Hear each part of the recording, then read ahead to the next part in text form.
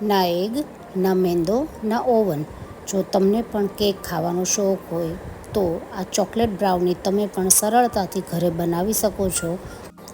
જો તમને પણ કેક ખાવાનો કે બનાવવાનો શોખ છે તો આનાથી ઇઝી રેસીપી તમને બીજે ક્યાંય નહીં મળે, કારણ કે આ રીતની બ્રાઉની યુટ્યુબ પર પહેલીવાર મેં બનાવેલી છે. તો આ રેસીપીને જરૂરથી ફોલો કરજો અને તમે પણ આટલી સુપર સોફ્ટ અને સ્પોન્જી ટેસ્ટી બ્રાઉની તમે જલ્દીથી ઘરે બનાવી શકશો. તો ચાલો શરૂ કરીએ. તેના પહેલાં જો તમને મારી રેસીપીઓ ગમતી હોય તો મારી ચેનલને જરૂરથી લાઇક, શેર અને સબસ્ક્રાઈબ કરજો. બ્રાઉની રેસીપી શરૂ કરતાં પહેલાં હેલો ફ્રેન્ડ્સ, હું છું માનસી. સ્વાગત છે તમારું મારા કિચનમાં. ચોકલેટ બ્રાઉની બનાવવા માટે આપણે જોઈશે પાર્લેજી 10 રૂપિયાવાળા 2 પેકેટ, કોકો પાવડર 3 ચમચી, ચોકલેટ સિરપ, ઈનો 10 રૂપિયાવાળું બ્લુ 1 પેકેટ તથા ખાંડ. હવે આપણે 1.5 કપ દૂધ લઈશું. દૂધને આપણે હુંફાળું ગરમ કરી લઈશું. ત્યારબાદ બેઉ બિસ્કિટના બિસ્કિટને આ રીતે તોડી લઈશું. તોડેલા બિસ્કિટને આપણે મિક્સર જારમાં લઈ સાથે 5 ચમચી ખાંડ તથા 3 ચમચી કોકો પાવડર એડ કરી અને વ્યવસ્થિત રીતે પીસી લઈશું. હવે આપણું આ મિશ્રણ તૈયાર છે. આ મિશ્રણને એક મોટા બાઉલમાં કાઢી લેવું. તેના અંદર હુંફાળું ગરમ દૂધને એડ કરી ધીરે ધીરે મિક્સ કરતા જવું. આ રીતે કંઈક મિક્સ થઈ જશે.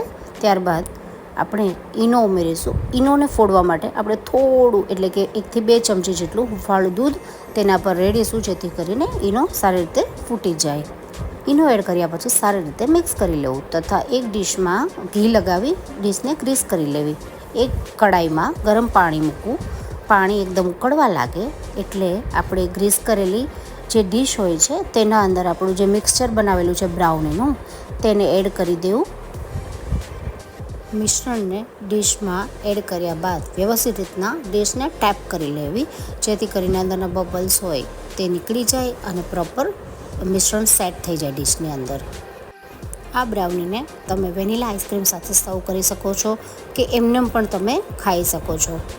નાના હોય કે મોટા હોય બધાને આ બ્રાઉની જરૂર ભાવશે.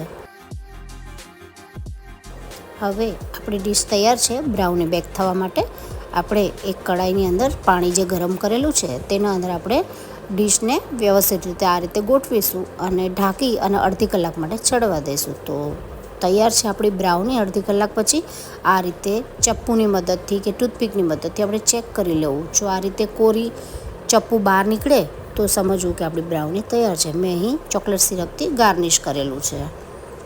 તમે અહીં કોઈ પણ પ્રકારના ડ્રાયફ્રૂટ કે પછી ચોકલેટ ચિપ્સ પણ ગાર્નિશિંગ માટે લઈ શકો છો. તો સુપર સોફ્ટ, સુપર ટેસ્ટી અને ખૂબ જ જલ્દીથી ઓછા ઇન્ગ્રેડિયન્ટની સાથે બનતી બ્રાઉની તૈયાર છે. તો તમે પણ આ રીતે જરૂરથી એકવાર ટ્રાય કરજો અને મને કમેન્ટ બોક્સમાં જણાવજો કે કેવી બની છે. Thank you for watching.